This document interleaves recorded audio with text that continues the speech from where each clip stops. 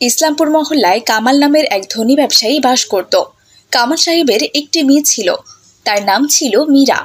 ওই মহল্লার সকলে কঠোরভাবে ইসলাম ধর্মের নিয়ম কানুন মেনে চললেও মীরা এসবে একেবারেই তোয়াক্কা করত না।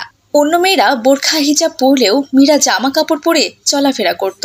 আম্মু, আজ কিন্তু 21 তারিখ, আর 2 দিন পরে আমার জন্মদিন।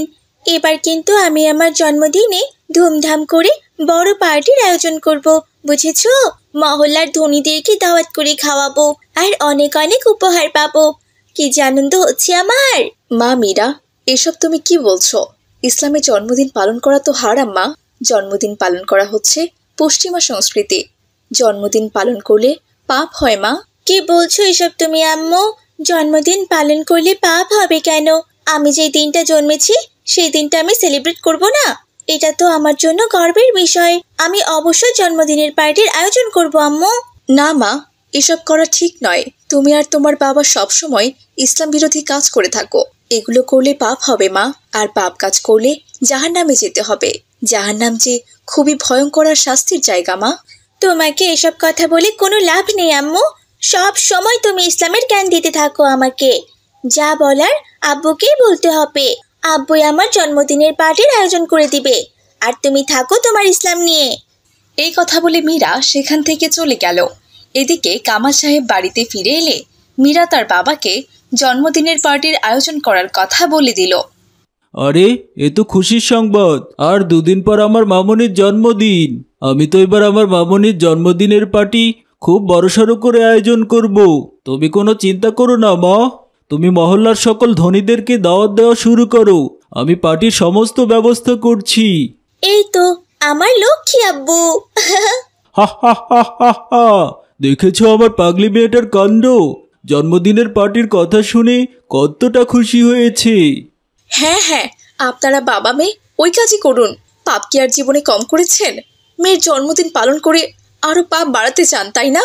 চুপ করো তো রেহানা, তুমি সব সময় বেশি বেশি কথা বলো। জন্মদিন পালন করলে পাপ কেন হবে? হ্যাঁ, দাও আমাকে খাবার দাও, আমার খুব বেশি ক্ষুধা পেয়েছে। এরপর খাওয়া দাওয়া শেষ করে তারা ঘুমোতে চলে গেল। পরদিন সকাল হতেই মীরা চলল মহল্লার মানুষজনকে দাওয়াত করতে। আর কাকে যে দাওয়াত করি কিছুই তো বুঝতে পারছি না। মহল্লার সবাই তো ফকিন্নি। দাওয়াত পেলেই তো শুধু খালি হাতে দাওয়াত খেতে চলে আসে। আমার তো ইচ্ছে সবাই আমার জন্মদিনে দামি দামি গিফট নিয়ে আসবে। তবে আমাদের মহল্লায় তো ভিখারির সংখ্যাই বেশি। যাই, আগে রমজান চাচার বাসা দিয়ে শুরু করি। চাচা অনেক বড় লোক আছে। এই কথা বলে মীরা রমজান সাহেবের বাড়িতে চলে গেল। রমজান চাচা, রমজান চাচা বাড়িতে আছেন? ও রমজান চাচা। রমজান সাহেবের স্ত্রী বাহিরে চলে এলো, সাথে তার মেয়ে মাইসাও চলে এলো। কে ব্যাপার মীরা, তুমি এখানে? এসো এসো, ভেতরে এসো। চাচি যান, আমি এসেছিলাম আপনাদের সবাইকে দাওয়াত করতে। রমজান চাচা কোথায়? তাকে তো দেখছি না চাচি যান। মা মীরা, তোমার চাচা একটু আড়তে গিয়েছে। তা তুমি কেন এসেছো মা? চাচি যান, আমি জন্মদিনের পার্টির দাওয়াত দিতে এসেছি। কাল আমার জন্মদিন। আমার জন্মদিন উপলক্ষে এক বিশাল পার্টির আয়োজন করা হয়েছে। সেই পার্টিতে কিন্তু অবশ্যই আপনারা আসবেন, কেমন? কি বলো মা, তুমি এই মহল্লায় জন্মদিন পালন করছো? হ্যাঁ চাচি যান, আমার বাবার তো আর টাকা পয়সার কোনো অভাব নেই। আমি তার একমাত্র মেয়ে। বাবার সমস্ত টাকা পয়সার মালিক তো এখন একমাত্র আমি, তাই না? আর তাছাড়া এই বয়সে ধুমধাম করে জন্মদিন পালন করব না তো কবে করব? নিজের জন্মদিনটা তো সবার জন্য খুব স্পেশাল। তাছাড়া আমি যেই দিনে জন্মগ্রহণ করেছি সেই দিনটাকে সেলিব্রেট করতে হবে না? দেখেছো মা, দেখেছো? মীরা নাকি ওর জন্মদিন পালন করবে, আর তুমি আমাকে কোনোদিনই জন্মদিন পালন করতে দাও না। আমার বাবার কি টাকা পয়সা কম আছে? চুপ করো মা মায়েশা, এসব তুমি কি বলছো? জন্মদিন পালন করা হারাম। এগুলো আমাদের ইসলাম ধর্মে নেই, এগুলো সব পশ্চিমা সংস্কৃতি। চাচি যান, আপনিও তো দেখছি আমার মায়ের মতোই কথা বলছেন। জন্মদিন হচ্ছে আনন্দের দিন, সেই দিনটা পালন করা কিসের জন্য হারাম কাজ? মা মীরা, তুমি এখনো অনেক ছোট, অনেক কিছুই বোঝো না। আমরা জন্মগ্রহণ করেছি শুধুমাত্র আল্লাহর দয়ায়। আল্লাহ আমাদের এই পৃথিবীতে কতদিনই বা বাঁচিয়ে রাখবেন বলো? আমাদের উচিত আল্লাহর ইবাদত বন্দেগী করা, কিন্তু জন্মদিন পালন করা নয়। না চাচি যান, বুঝেছি। আপনাকে বলে কোনো লাভ নেই, আমাকে আরো অনেক বাড়িতে যেতে হবে। চাচা যান আসলে বলবেন আমি ওনাকে দাওয়াত দিয়ে গেছি, উনি যেন আমার জন্মদিনের পার্টিতে অবশ্যই আসেন। এই কথা বলে মীরা সেখান থেকে চলে গেল।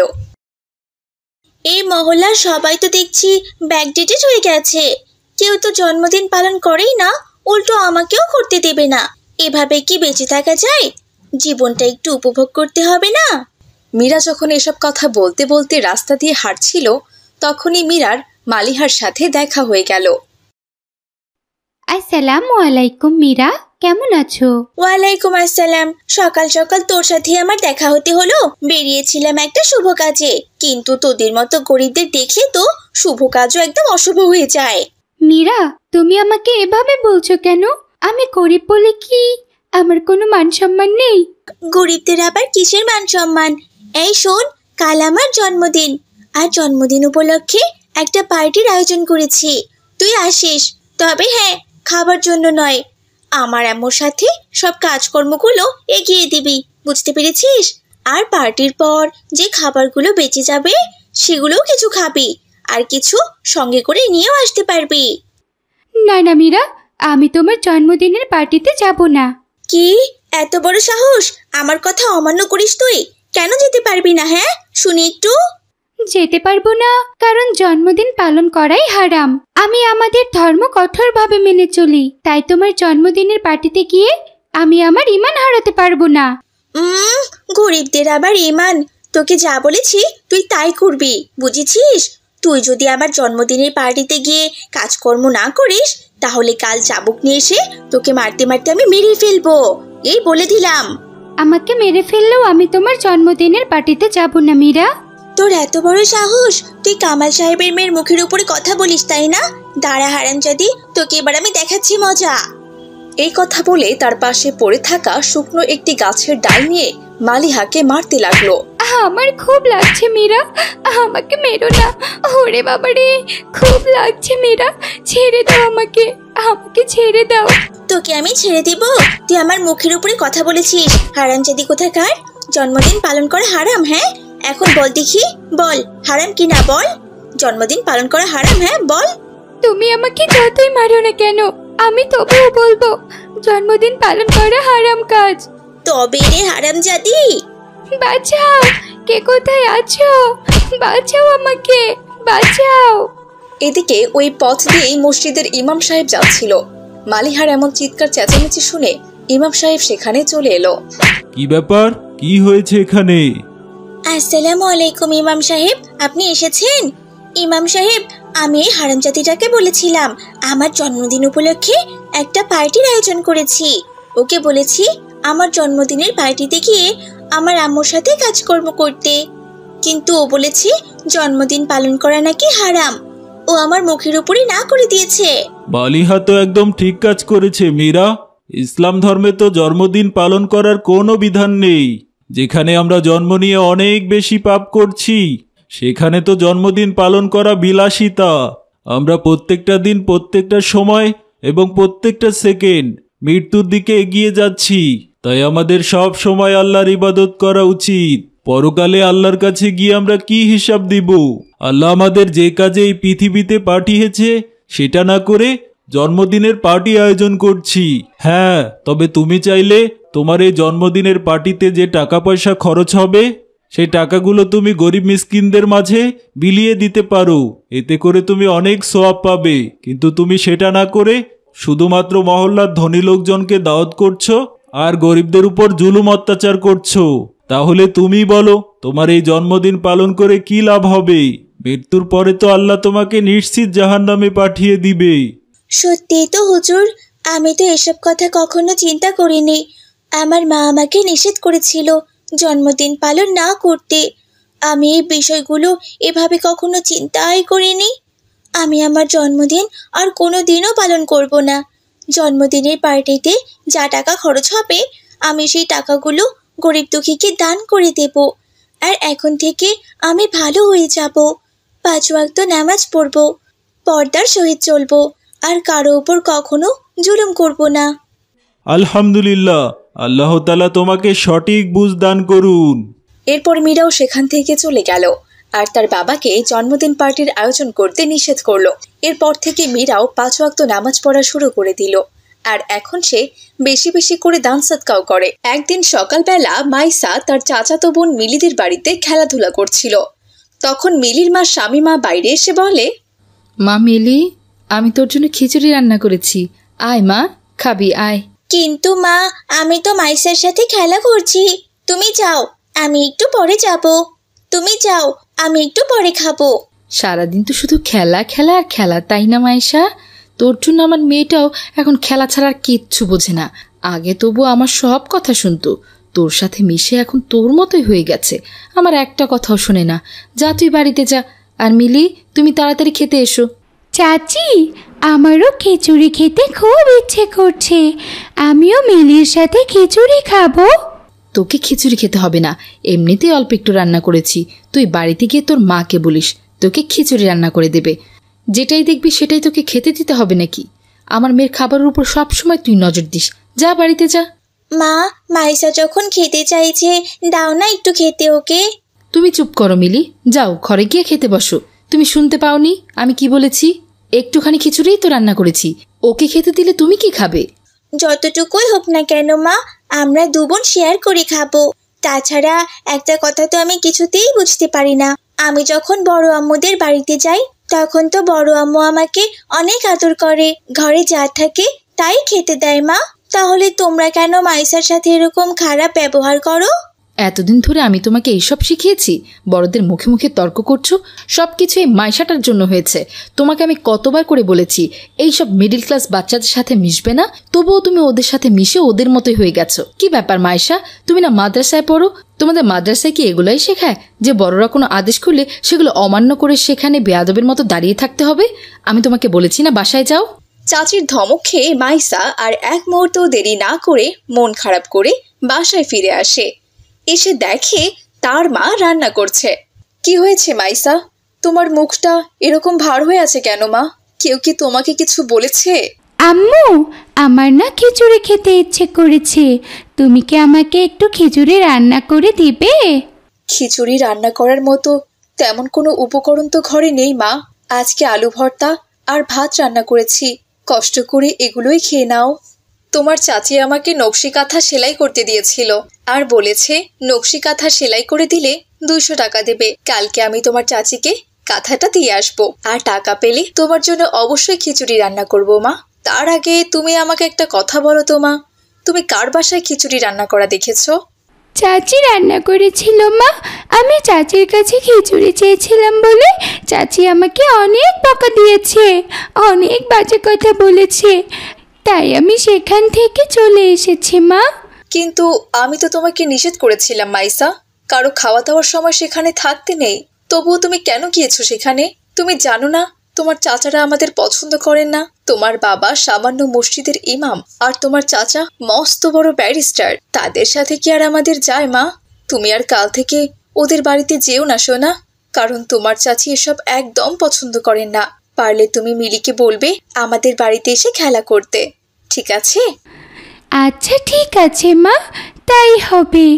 পরের দিন সকালে রেহানা নকশি কাঁথা সেলাই করে শামিমাদের বাড়িতে যায়। শামিমা, বাড়িতে আছো? শামিমা, আমি তোমার বড় ভাবি, তোমার নকশি কাঁথাটা নিয়ে এসেছি, দরজাটা খোলো, বাড়িতে আছো?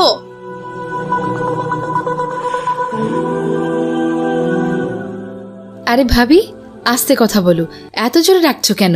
একটু আগে মিলির বাবা ঘুমিয়েছে, তোমার এমন চিৎকার শুনে মানুষটা উঠে পড়বে। যাই হোক, কি হয়েছে সেটা বলো। আসলে বোন, তোমার নকশি কাঁথা সেলাই করা হয়ে গেছে, তাই নিয়ে এসেছি, এই নাও। ঠিক আছে, তুমি এখানে দাঁড়াও, আমি টাকা নিয়ে আসছি। এরপর শামিমা ঘর থেকে কিছু টাকা এনে রেহানাকে দেয়। এ কি বোন, এত কম টাকা কেন? তুমি তো বলেছিলে কাঁথা সেলাই করে দিলে 200 টাকা দেবে, তাহলে এখন মাত্র এই কটা টাকা কেন দিচ্ছ? যদি কিছু মনে না করো, আমাকে পুরো টাকাটাই দাও বোন।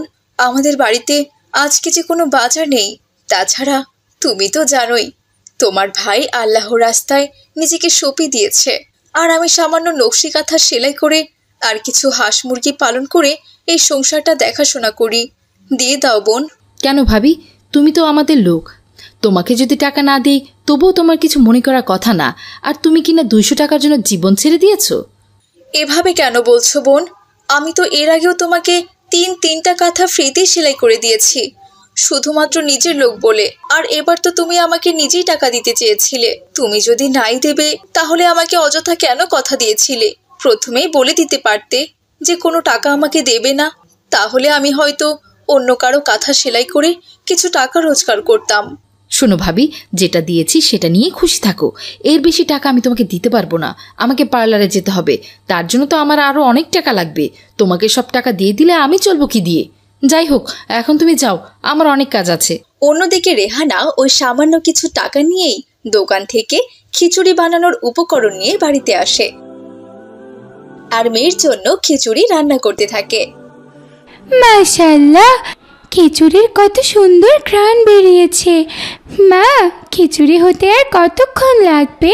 সবে তো মাত্র রান্না শুরু করেছি মা, একটু তো সময় লাগবেই। সে যাই হোক, জোহরের আজান দিয়েছে, তুমি যাও মা, নামাজ পড়ে আসো, ততক্ষণে আমার রান্নাটাও হয়ে যাবে। মায়ের কথা মতো মাইসা সালাত আদায় করতে চলে যায়, আর এদিকে রেহানা রান্না বান্না শেষ করে খাবার পরিবেশন করে। ঠিক তখনই মাইসার বাবা চলে আসে। আসসালামু আলাইকুম আপু, আপনি এতদিন পর এসেছেন? ওয়ালাইকুম আসসালাম। হ্যাঁ মা, কি আর করব বলো, মসজিদে অনেক ছাত্র আছে যারা আমার কাছে ইসলামের দিক নির্দেশনা শিখছে। তাদেরকে রেখে বাসায় আসতে ইচ্ছেই করে না। বাচ্চাগুলো আমাকে অনেক ভালোবাসে। সে যাই হোক, আমি এখানে এসেছি একটা জরুরি খবর দিতে। শুনেছি আজ রাতে প্রচুর বৃষ্টি হবে, আর এতে বন্যা হওয়ার আশঙ্কা আছে। খবরে বারবার বলা হচ্ছে নিচু স্থানের লোকজনরা আশ্রয় কেন্দ্রে চলে যান। তার মানে তো আমাদেরও আশ্রয় কেন্দ্রে চলে যেতে হবে, তাই না? হ্যাঁ, আমাদেরকেও যেতে হবে। তোমরা চিন্তা করো না, আমি শুকনো খাবারের ব্যবস্থা করছি, আর আজকে কয়েকটা ভেলা তৈরি করব, যাতে করে বন্যা হলে আমাদের এই কুড়ে ঘরে বন্দি হয়ে না থাকতে হয়। আমরা যেন উঁচু স্থানে আশ্রয় নিতে পারি। ঠিক আছে, আমরা সবাই বন্যার জন্য প্রস্তুতি নেব ইনশাল্লাহ। তার আগে চলুন সবাই মিলে খাবার খেয়ে নেই। আজকে খিচুড়ি রান্না করেছি, মাইসা অনেক দিন ধরে খিচুড়ি খেতে চেয়েছিল। এরপর তারা সবাই মিলে খিচুড়ি খায়। খাওয়া শেষ করে আব্দুল্লাহ কিছু কলা গাছ কেটে তা দিয়ে ভেলা তৈরি করে, আর তা ঘরের পাশে রেখে দেয়। দেখতে দেখতে 1 সপ্তাহ কেটে যায়। 1 সপ্তাহ পর মাইসাদের এলাকার সব বাড়ি ঘর প্রায় তলিয়ে যায়। মিলিদের বাড়িও বৃষ্টির পানিতে তলিয়ে যায়। এলাকার বেশিরভাগ মানুষ আশ্রয় কেন্দ্রে আশ্রয় নেওয়ার কারণে অবশেষে আব্দুল্লাহ ভেলায় করে রেহানা আর মাইসাকে নিয়ে অজানা উদ্দেশ্যে বেরিয়ে পড়ে। হঠাৎ আব্দুল্লাহ খেয়াল করলো মিলি এবং শামিমা পানিতে হাবুডুবু খাচ্ছে। এসব দেখে আব্দুল্লাহ মিলি এবং শামিমাকেও তাদের ভেলায় তুলে নেয়।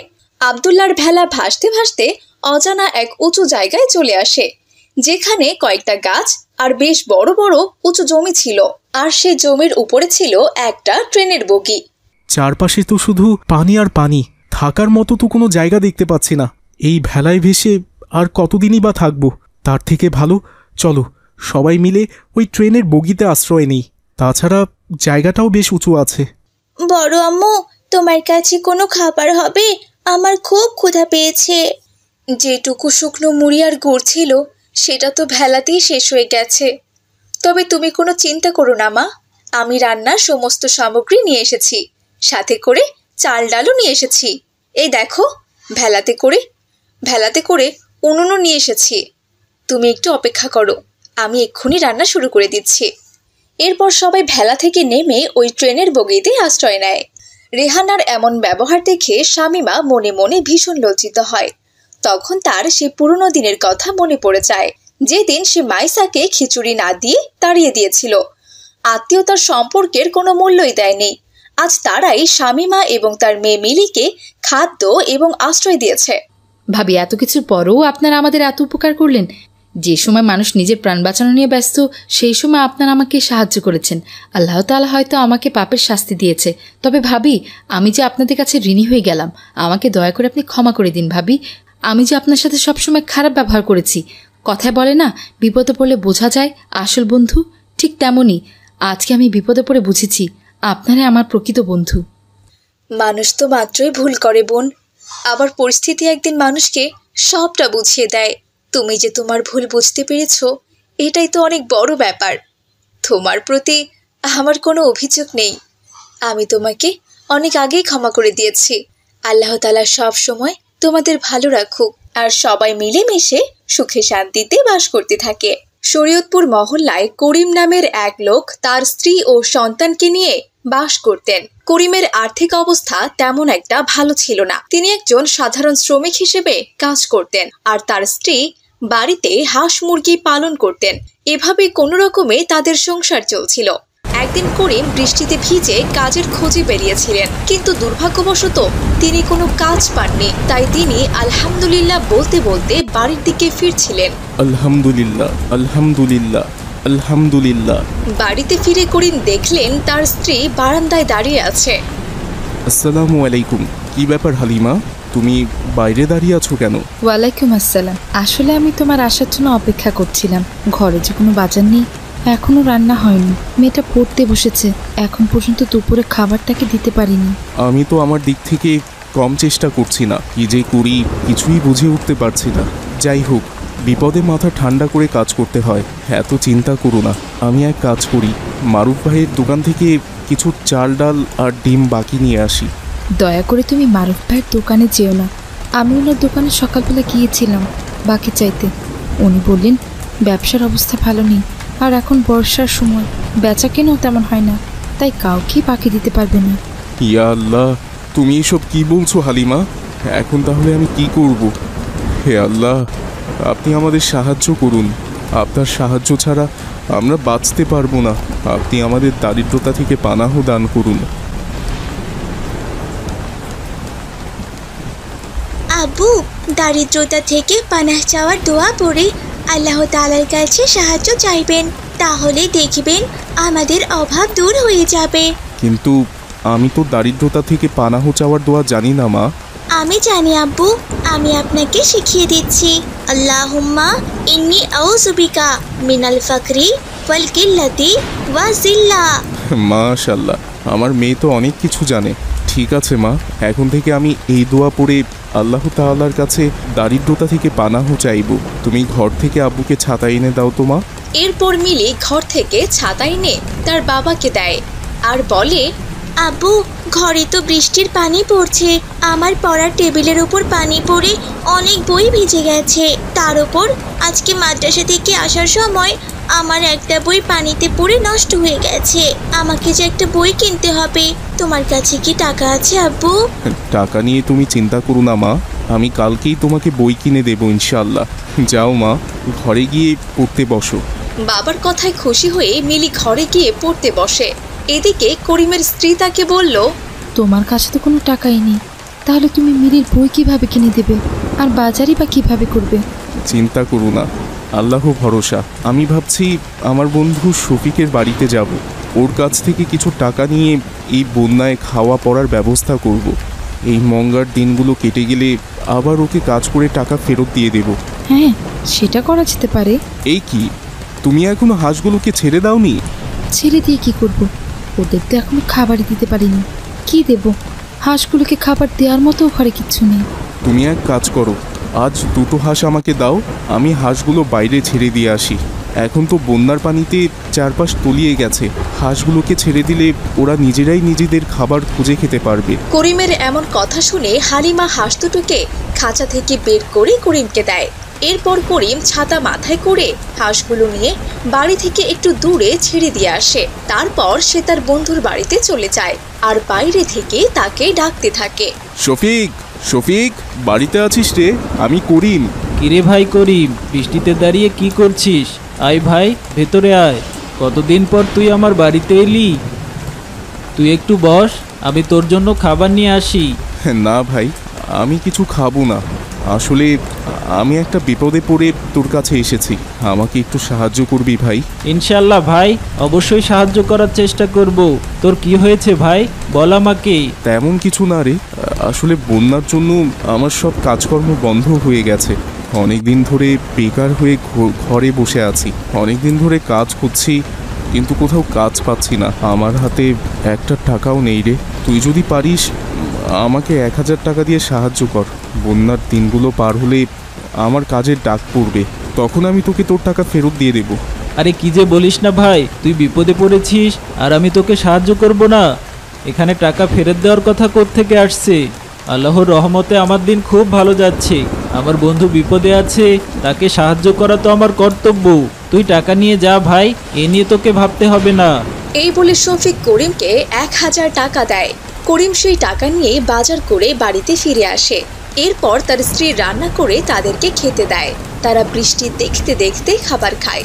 এক পর্যায়ে সন্ধ্যা নেমে আসে, কিন্তু তাদের হাঁস আর বাড়িতে ফিরে আসে না। কি ব্যাপার, সন্ধ্যা হয়ে গেল, তবু হাঁসগুলো বাড়িতে ফিরল না? আচ্ছা, তুমি হাঁসগুলোকে কোথায় ছেড়ে এসেছিলে? বেশি দূরে ছাড়িনি, আমাদের বাড়ির সামনের জমিগুলোতেই তো পানি উঠেছে, সেখানেই ছেড়ে এসেছিলাম। এ কি, এইখানে তো একটা হাঁস, আরেকটা কোথায়? হাঁসটা তো ডান পায়ে আঘাত পেয়েছে, ঠিকমতো হাঁটতেও পারছে না। কেউ যদি হাঁসটাকে ধরে নিয়ে যায় তাহলে কি হবে? হাঁসগুলোর ডিম বিক্রি করেই তো কিছু টাকা হাতে রাখতে পারি। এত চিন্তা করো না হালিমা, হয়তো অন্যদের হাঁসের সঙ্গে আমাদের হাঁস তাদের বাড়িতে চলে গেছে। কাল সকালে নিশ্চয়ই আমাদের বাড়িতে আসবে খাবার খেতে। হাঁসটা সুস্থ থাকলে এতটা চিন্তা করতাম না। যেহেতু হাঁসটা অসুস্থ, ব্যাপারটা ভালো লাগছে না, খুব চিন্তা হচ্ছে। আমি একবার আশেপাশের বাড়িতে গিয়ে দেখে আসি তাদের হাঁসের সঙ্গে আমাদের হাঁস আছে কিনা।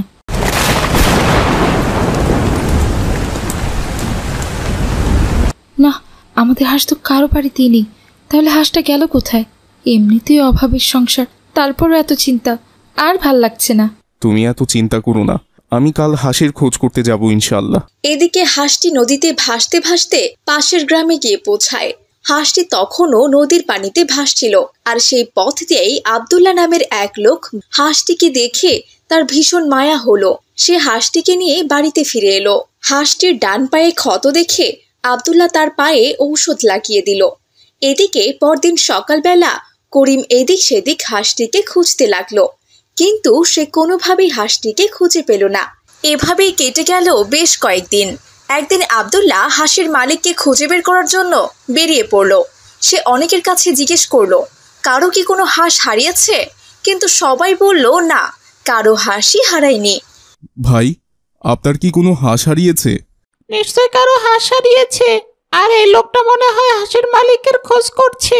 এই সুযোগে বলে দেই যে হাঁসের মালিক আমি। একটা হাঁস পেলে এই বৃষ্টির দিনে ভোনা খিচুড়ি করে খাওয়া যাবে। এমনিতেই বৃষ্টির দিনে চুরি বেশি একটা করতে পারি না, বিনা পরিশ্রমে একটা হাঁস পেলে মন্দ কি?